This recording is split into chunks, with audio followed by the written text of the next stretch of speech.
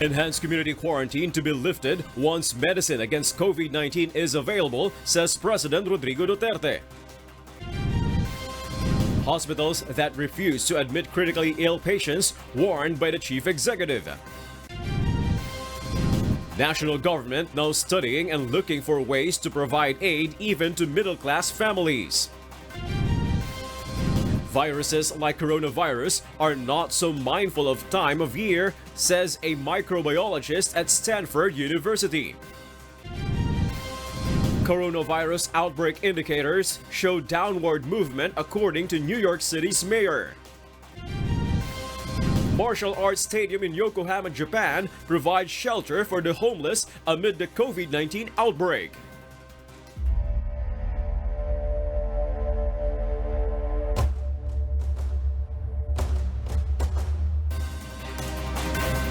Good evening. The government has yet to decide whether or not to lift the ECQ, even partially come April 30. Rosalie Cos tells the reason why. President Rodrigo Duterte reiterates that the government has no idea as to when the problem of the coronavirus disease will end. The regulations implemented, such as the enhanced community quarantine, as well as the continuous encouragement to everyone to stay at home, only slow down the spread of the infectious disease. Meron ng medisina, antibody ang isang giant pharmaceuticals. Tapos naghahabulan sila. Sabi, by May, baka they would start to market it. Pabili na nila. Kung meron na yan, tapos makita ko na ginagamit ng tao, ililift ko. Total, kung magkasakit kayo, may antibodies naman tayo mabili. I will lift the quarantine. According to Presidential Spokesperson Secretary Harry Roque, some members of the President's cabinet have laid out several options the government could do if a medicine or vaccine is not yet available to cure COVID-19 patients. This also has something to do with the issue of whether the government would extend or partially lift the EZQ come April 30. The government has yet to decide on this, but there are two important bases for the government to come up with a resolution. Kaya humahanap po tayo ng balanse. Ano yung punto na hindi naman masasabi na naging pabaya ang gobyerno na pangalagaan ang kalusugan laban sa COVID-19 at yung katunayan na kinakailangan na magkaroon ng kabuhayan ang mga ating mga mamamayan. Rosalie Cos, UNTV, News and Rescue. We serve the people, we give glory to God. Residents in a barangay in Manila City are not allowed to go outside their houses within 24 hours based on an order given by Mayor Francisco Dumagoso. Dante Amento tells us why. Barangay 20 in Tondo, Manila is put under a 24-hour lockdown beginning 8 o'clock tonight until 8 p.m. tomorrow. This move comes after violations of social distancing protocol by some residents in Tondo, conducting informally organized boxing match and bingo games. Only healthcare workers, police and military personnel and other frontliners are allowed outdoors. Hindi ko sa pinangungunahan ng ating alkalde, pero kung hindi makikinig ang ating mga kabarangay, siguro may possible na ma-extend. Wala kaming magawa. Dapat lang yun para hindi na kumalat ang virus. Nanahimik po kami ng bahay kasi sa ganitong sakit, kailangan manahimik ng bahay. The Manila Police District will help to secure the area during the lockdown period. Kayo ang nababaliktad na Ikaw na ang binabantayan ng tao Pag nakita nilang nakalingat kayo, saka sila gagawa na hindi maganda. Meanwhile, the mass testing on suspect COVID-19 patients and surveillance activities will be done tomorrow. Some 15,000 families or about 80,000 individuals reside in Barangay 20 Tondo based on data. Dante Amento, UNTV, News and Rescue. We serve the people. We give glory to God. President Rodrigo Duterte warns hospitals that refuse to admit critically ill patients. The chief executive also issues a warning to local government officials who will not implement strict social distancing measures. Rosalie Cos, details why. President Rodrigo Duterte has received reports on a critically ill patient who died after being turned away by 6 hospitals amid the coronavirus disease pandemic. Following this, the chief executive issued a stern warning against these kinds of hospitals, especially the public ones. The president warned that aside from criminal complaints, liable hospital officials will be relieved. Kaya lahat na magkasakit, heart attack, appendicitis, pumutok ang kung anong puputok dyan, pumutok yung utak, especially government hospital, my order is must accept admission. You fail on that, I will relieve all of you sa hospital.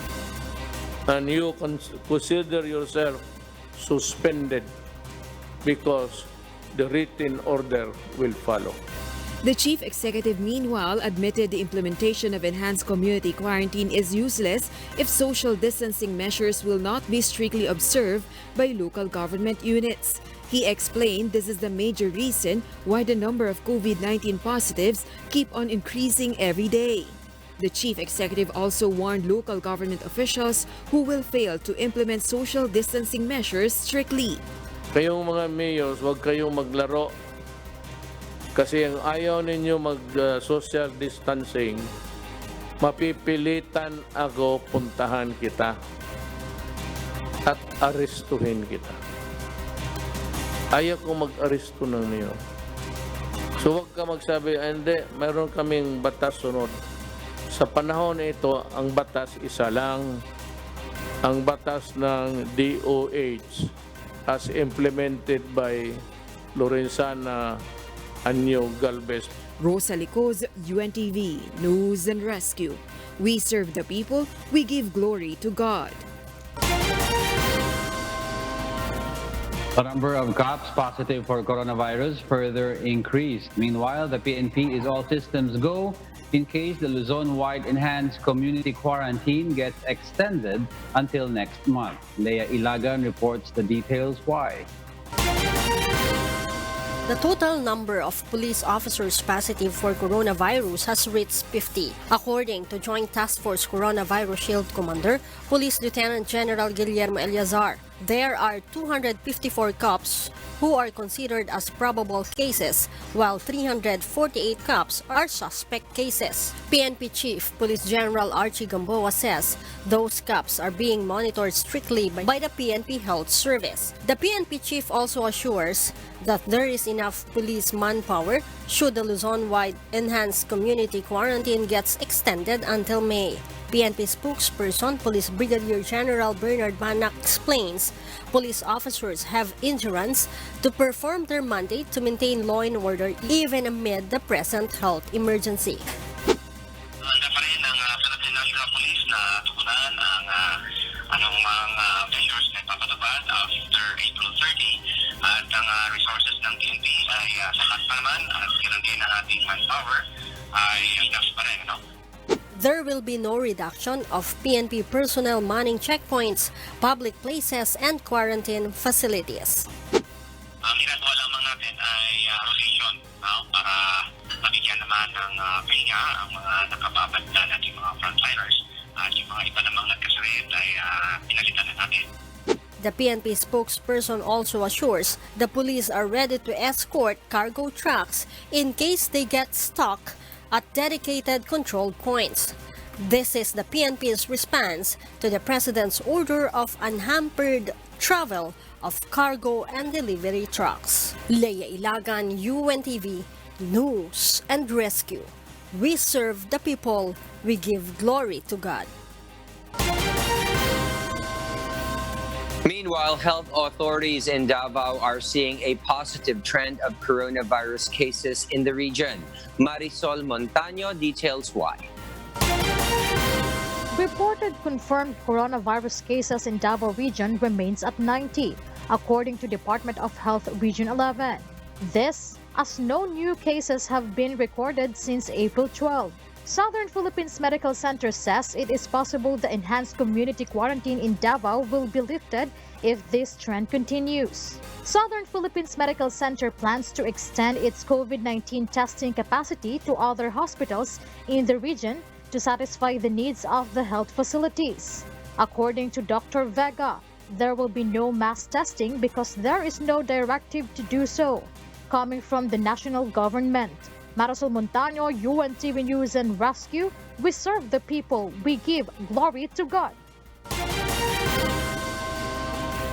The Department of Health begins its expanded or targeted mass testing today. But health officials explain there are categories of people who will be mass testing priorities. Aiko Miguel clarifies why. The Department of Health targets to test 3,000 individuals daily for the COVID-19 testing.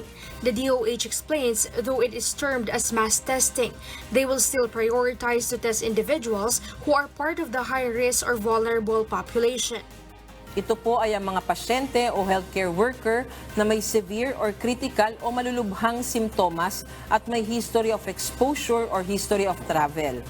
Pangalawa, pasyente or healthcare worker na may mild na simptomas, may history of travel and contact, at considered siya sa vulnerable population. Katulad po ng mga nakakatanda, may mga ibang sakit katulad ng diabetes, alta presyon at iba pa, at yun pong mga buntis. Undersecretary Maria Rosario Vergere also explained, once there are enough accredited testing laboratories and testing kits, they will also test persons with mild symptoms and with history of travel in areas with COVID-19 cases, but are not included in the vulnerable population, even those considered as patients or healthcare workers who are asymptomatic but with travel history or exposure. The DOH also targets to test 8,000 to 10,000 individuals before April ends. Meanwhile, 3,000 test kits are expected to be delivered in the country from the United States. Ang Gene Expert ay isang test na kasalukuyang ginagamit para sa diagnosis ng tuberculosis. Automated na ang prosesong ito at mas mabilis makakuha ng resulta kumpara sa PCR machines. On the other hand, there are already 75 COVID-19 referral facilities that can accommodate more than 3,000 COVID-19 confirmed cases. There are now 2,600 quarantine facilities in different parts of the country that can accommodate 165,000 COVID-19 probable and suspect cases. Confirmed COVID-19 cases in the country have reached the 5,000 breach, now at 5,223. 291 new cases were recorded today. A total of 295 patients have recovered, but 335 have lost their lives to the novel coronavirus. Aiko Miguel, UNTV News and Rescue. We serve the people, we give glory to God. A microbiologist in Stanford, California says that viruses like coronaviruses are not so mindful of time of year. Nina Armilio explains why. David Relman, a microbiologist at Stanford University, says scientists cannot be sure if the coronavirus is seasonal because it has not been around long enough to gather enough evidence. In the case of new influenza viruses, pandemic influenza viruses, they didn't really show much seasonality in their first years of living with humans. It took quite some time for them to become seasonal. Relman adds that viruses are not so mindful of time of year. They care much more about whether there are susceptible humans close enough together for it to jump from one to the next, to the next, to the next.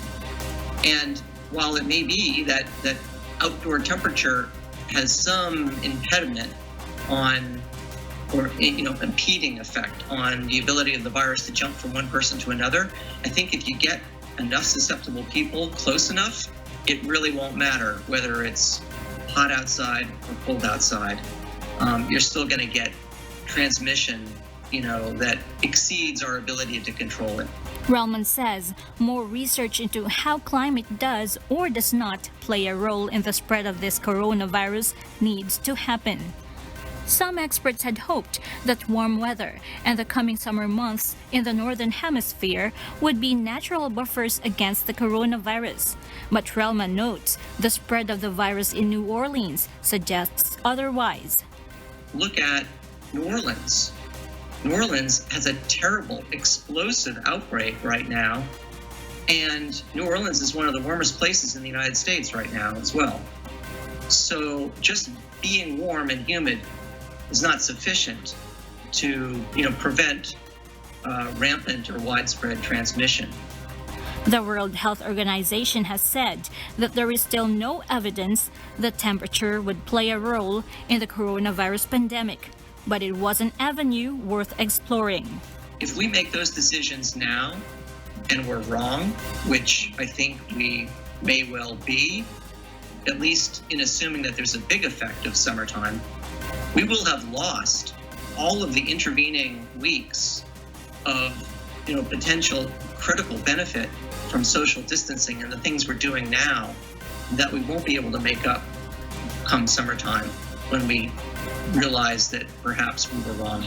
The 2002-2003 epidemic of severe acute respiratory syndrome, or SARS, eased over the summer months, although it is not clear if that was related to weather or coincided with tighter public health interventions. Nina Armilio, UNTV, News and Rescue. We serve the people. We give glory to God. And now here's the latest count of coronavirus cases around the world. The COVID-19 pandemic as of today has reached a total of almost 2 million confirmed cases in 185 countries.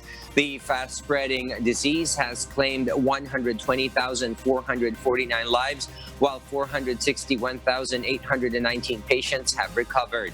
As for the countries most hit by the pandemic, the United States of America remains to be on top and with the only country with more than 500,000 confirmed cases.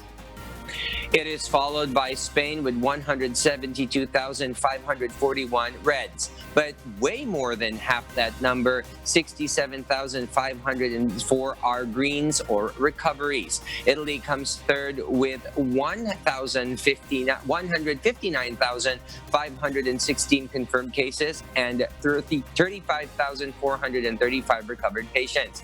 France's confirmed cases rose by more than 4,000 today from yesterday's report. Germany, meanwhile, reports that more than half of its confirmed cases have recovered. Now at 68,200. The United Kingdom comes sixth with almost 90,000 positives. China has reported 83,303 confirmed cases as of today. Meanwhile, in the Western Pacific region, the Philippines is fifth on the tally, while China still tops the 22 countries in the region. Filipino families not on the DSWD's list of Social Amelioration Program beneficiaries may also await financial aid from the national government. Meanwhile, there is a proposal of a 51 billion peso wage subsidy program for employees of micro, small, and medium enterprises. Rosalie Cos has the details why.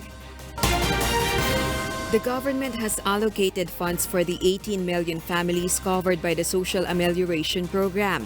However, many families are not included on the DSWD's list but are deserving of the financial aid. President Rodrigo Duterte admits this is a problem for the national government. He has this instruction to the local governments. Gusto ko lahat mabigyan. Ayaw kong may mamatay ni isang Pilipino na gutom. Kaya may another survey tayo. Madalian. Ang dapat yan barangay captain because that is your duty. Inyong duty yan and the mayors to determine sino yang hindi nasali sa listahan at mabigyan kaagad.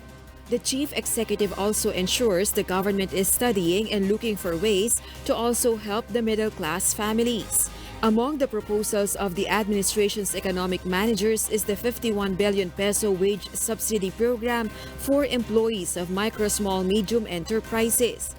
we study, and we might be able to produce the money. Sunny is doing his best, and I said, ang ano lang is we can still borrow. But pag wala na, then we start to, kung ano yung mga bagay-bagay natin. Kaya nga meron kang ano dyan, save for the rainy day. I mean, everything is almost gone, and there is nowhere a source that you can find. We can only start selling the properties. There are 3.4 million workers in the middle class affected by the enhanced community quarantine based on government data. Rosa Licoz, UNTV News and Rescue. We serve the people, we give glory to God. President Rodrigo Duterte attended the teleconference of the leaders of the Association of Southeast Asian Nations, or ASEAN member states, on coronavirus disease 2019 this morning. The meeting was led by ASEAN Chair and Vietnamese Prime Minister Nguyen Hoa Phuc. The Philippine Chief Executive, in his intervention during the summit, said ASEAN should fortify healthcare systems, ensure food security during the lockdowns, pursue vaccine and research and development initiatives, and ASEAN must brace for future outbreaks.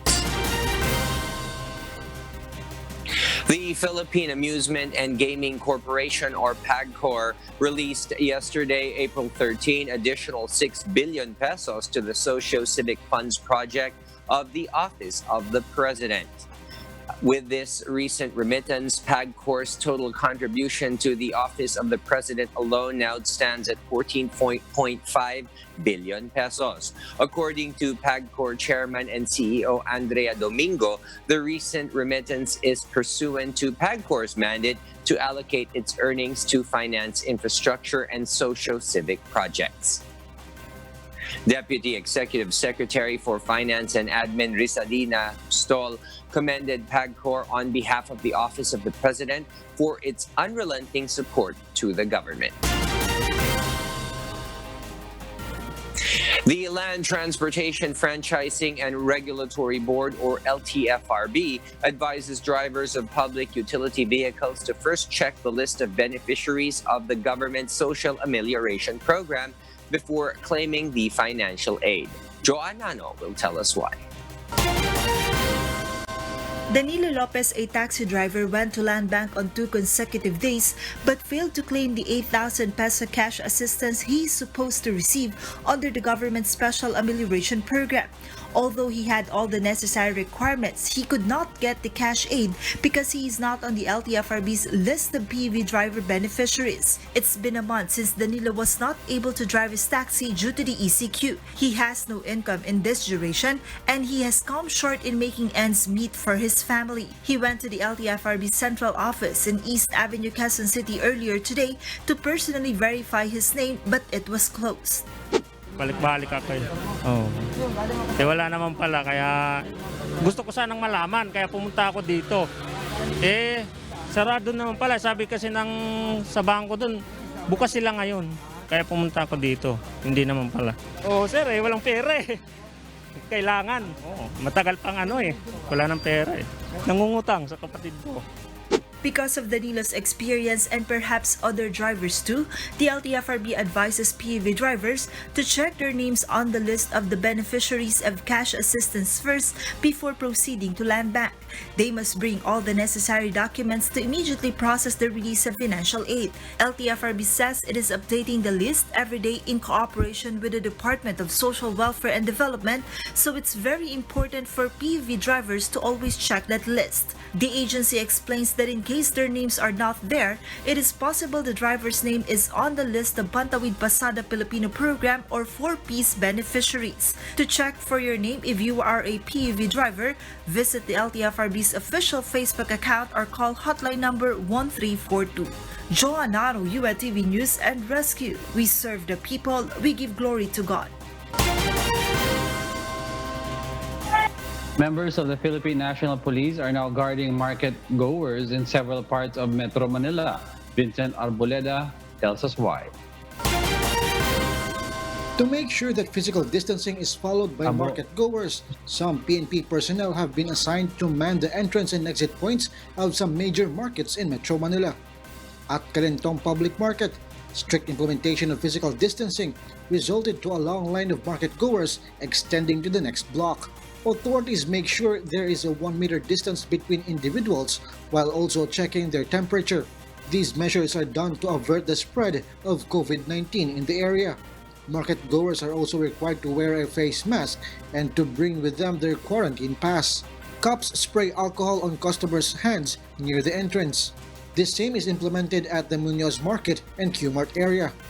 Meanwhile, at Balintawak Market, sacks of stone were placed along the side of the road to prevent anyone from parking their vehicles. Last Sunday, Kuya Daniel Razon informed Joint Task Force Coronavirus Shield Commander Lieutenant General Guillermo Eleazar of an incident in which market goers in Balintawak were not observing physical distancing, something that the Philippine National Police had immediately addressed. But despite the authorities' efforts, there are still some who flout the rules while buying at the market. Authorities call on the public to heed the advice and follow physical distancing, as it is primarily for their own sake. Vincent Arboleda, UNTV News and Rescue. We serve the people. We give glory to God. Health workers with existing contracts may leave the country following issues not to do so. Meanwhile, the Department of Health will soon hold emergency hiring of healthcare workers. Rosalie Cos explains why. Cabinet Secretary and Interagency Task Force for the Management of Emerging Infectious Diseases spokesperson Carlo Nograles confirms that President Rodrigo Duterte has approved the IATF's recommendation to allow healthcare workers with existing contracts to travel abroad. In particular, are medical professionals who have just come back to the Philippines for vacation but with existing contracts as of March 8, 2020. Papayagan na po silang umalis. Kailangan lang po nilang pumirma ng deklarasyon na batid nila ang mga panganib sa paglipad papunta sa ibang bansa. The official clarifies the Philippine Overseas Employment Administration or POEA's decision to implement a deployment ban of medical professionals without existing contract stays as the country faces the COVID-19 crisis. But President Rodrigo Duterte has something to say about the issue. Kayo na lang mag-intindi, wala akong yung sinabi ni Teddy Boy na hindi natin mapigilan ang pag-alis ng mga Filipino to honor yung kontrata kasi may kontrata na impairment of obligation of contracts at saka yung the right to travel. I'd like to take the opposite view. That itong ganito sa ordinary times, talagang hindi kayo mapigilan.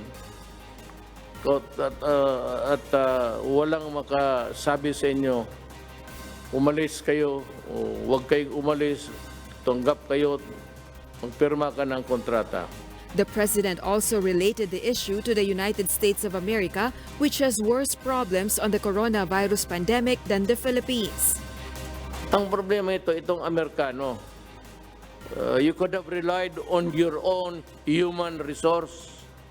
Ibig sabihin, dapat kayo umasa sana sa sariling mga tao ninyo. Ngayon kinakaltasan mo ang Pilipinas. Pagdating ng panahon magkulang, sorry na lang tayo. Meanwhile, subject to the evaluation of the Department of Budget and Management, the Health Department is directed to facilitate the emergency hiring of additional healthcare workers to assist in the national healthcare system. The IATF also adopts the guidelines of the DOH on granting special authorization for the limited practice of medical graduates.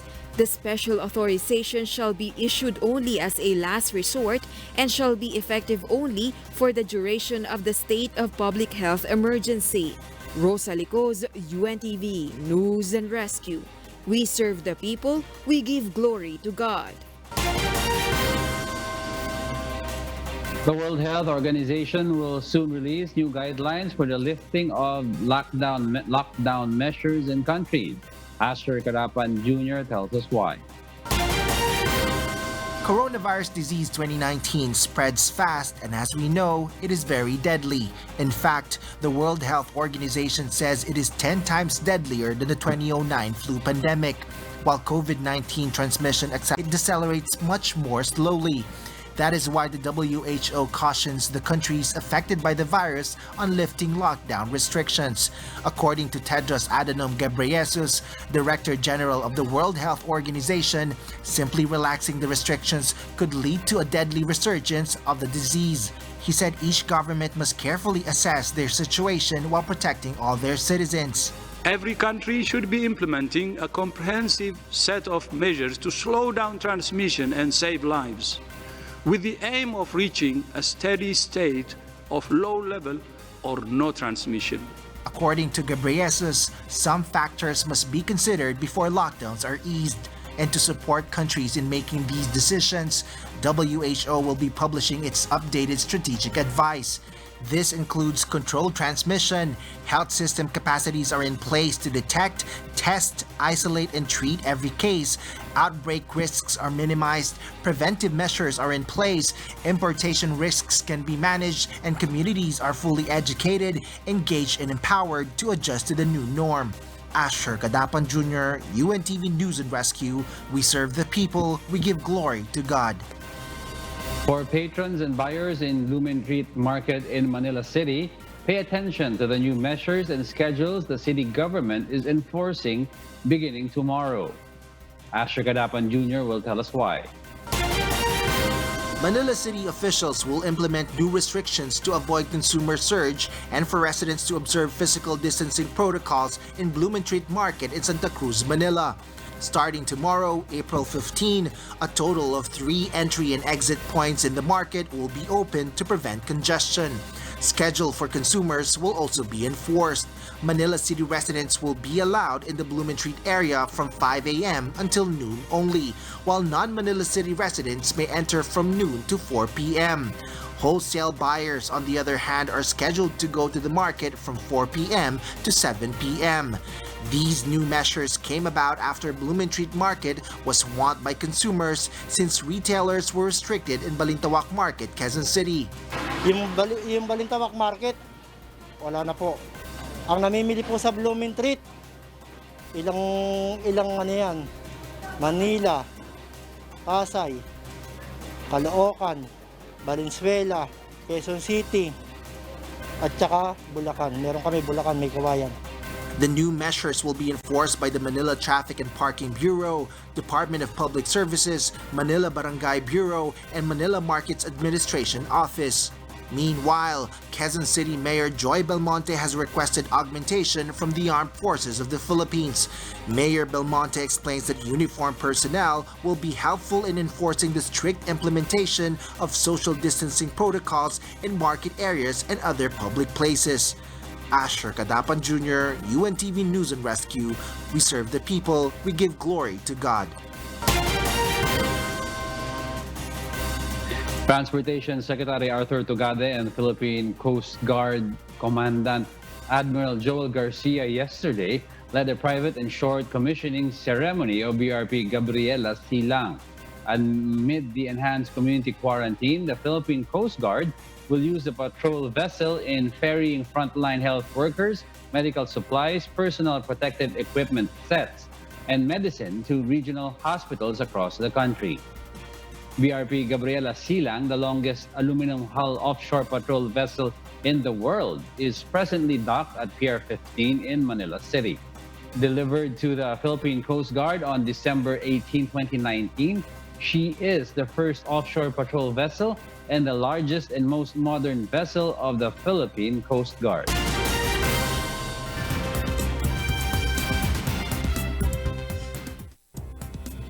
And for the news abroad, here's Kath Dumaraos live from Bangkok, Thailand. Kath, good evening. Good evening, Diego. Indian Prime Minister Narendra Modi announced this afternoon it has been decided that the lockdown in the country will be extended until May 3rd.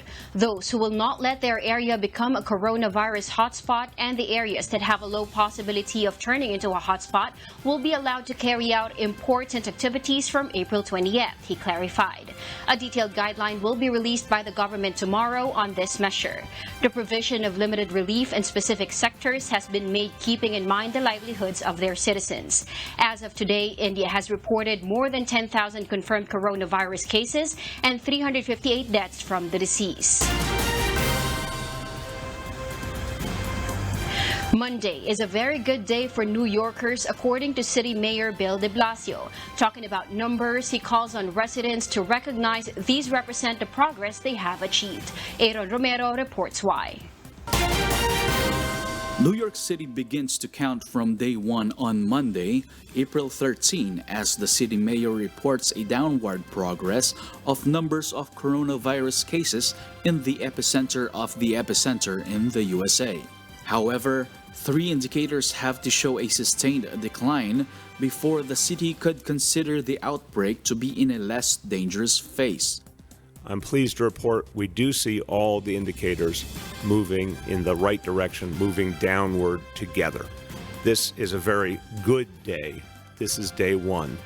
Now we got to keep working all together. Those indicators are the daily number of people admitted to hospitals, the number of people in intensive care units, and the percentage of positive tests for the virus. And I want everyone to take it personally. I want you to feel like when you see these numbers are abstractions, but they represent human beings, and they represent the future of the city and what our lives are going to be like. De Blasio also stressed the need for widespread testing before experts could be confident that the city had entered a new phase and could lift social distancing restrictions. And I think if you listen to some of the really great health experts, including Dr. Fauci, you hear the constant warning, get it right, do not take your foot off the gas, do not jump the gun, or you'll regret it when this disease reasserts.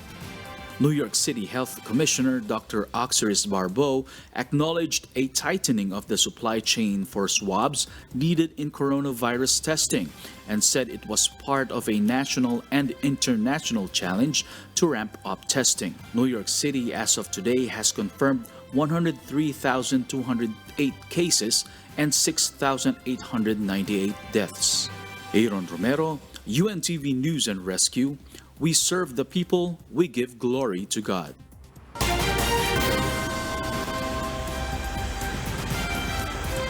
French fashion house Louis Vuitton has transformed its workshops into production sites for face masks. June Garin will tell us why.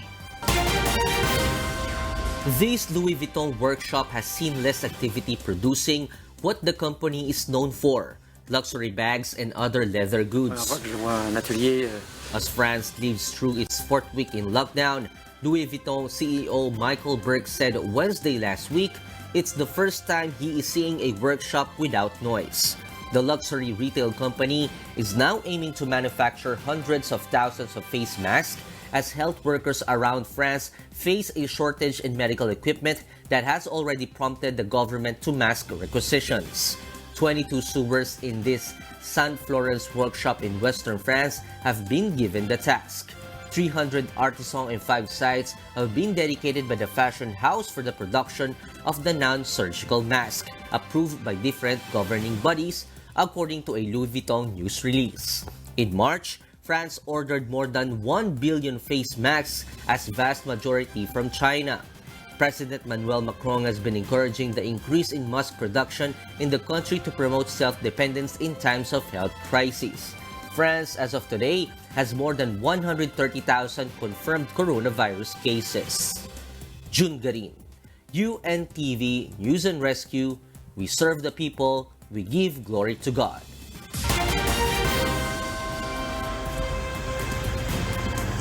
A local fire department in Ecuador entertains residents 20 meters above ground. Meanwhile, there was a traffic jam in Arizona on Monday, not a terrible one though. Mirasola Bogadil has the details why.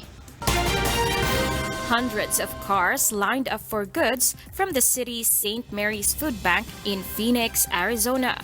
Workers distributed boxes of groceries and essential products via a drive-thru, placing the items in the trunks of waiting cars.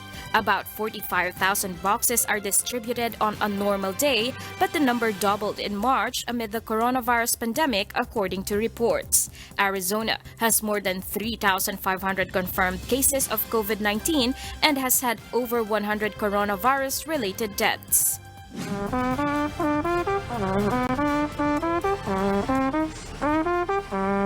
In Quito, an Ecuadorian fireman has surprised residents with his short, high-rise trumpet concerts over the past several days. The firefighters just want to bring a little joy to families who are in lockdown due to the new coronavirus pandemic. We look for ways to reach people, make them feel that they are not alone, that they have firefighters who are their friends, and that we can reach people through music. He joined the fire department 6 years ago, tours the neighborhoods of the Andean capital city of Quito, performing traditional songs with his trumpet, but from the top of the crane on a fire truck.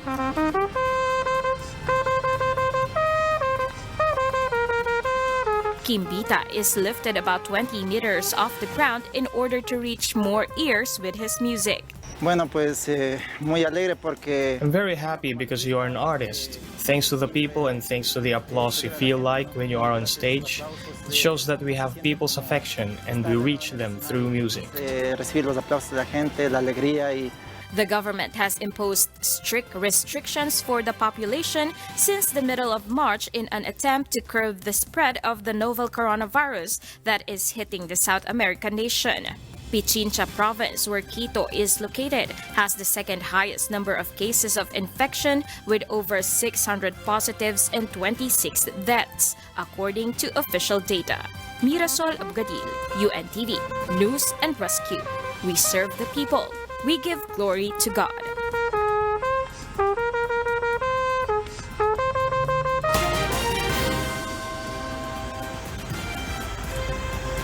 And those are the reasons behind the stories abroad. Back to you, Diego and William.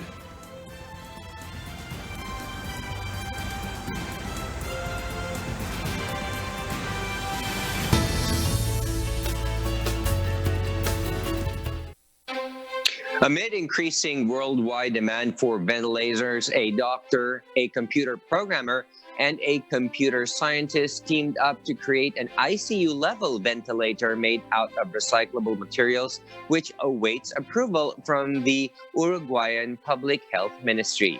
Chris Perez details why. A team of Uruguayan doctors, computer technicians, and programmers have developed an artificial ventilator that's made from recyclable materials. The group say it can be used in an intensive care unit. Uruguayan cardiologist Dr. Roberto Caneza and computer programmer Marcio La Rosa spearheaded the project after La Rosa saw a version of the ventilator originally produced in Israel on the internet.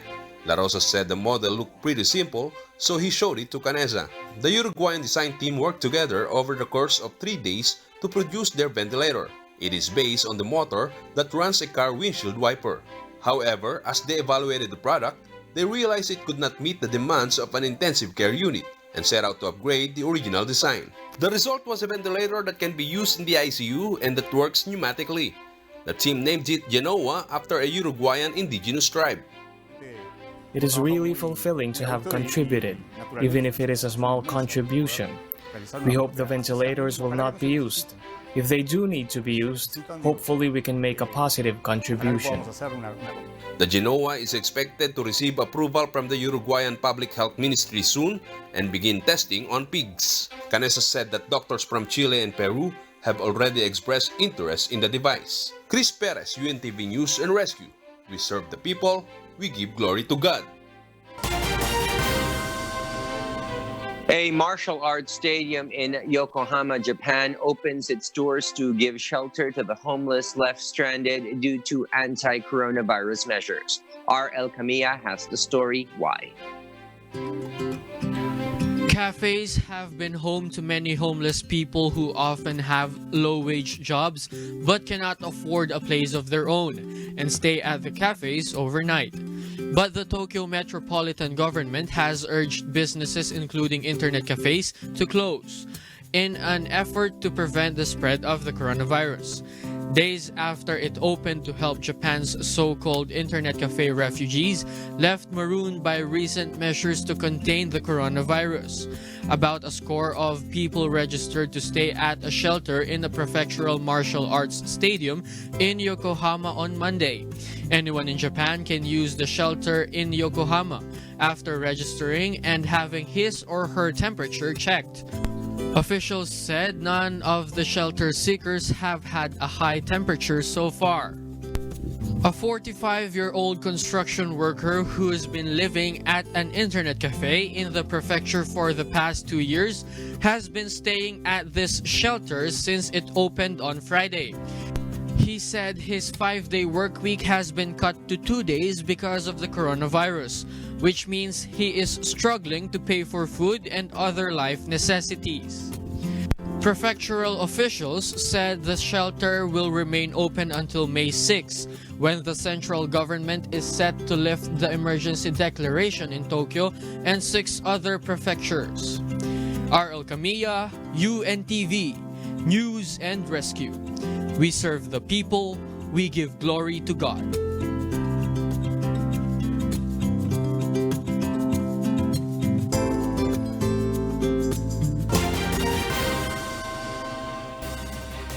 Our kasangbahay, we are at a time when the country is under a state of health emergency. The cooperation of all Filipinos is imperative to avoid the deadly virus.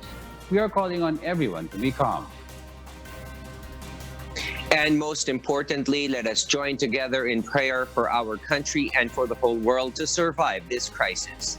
You may join us in our daily UNTV community prayer at these hours as flashed on your screens.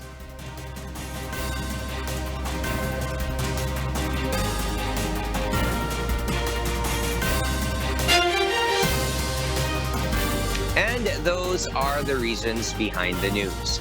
I am William Theo. We serve the people. We give glory to God. And I am Angelo Castro III, because we need to know. We will always ask why. Good evening.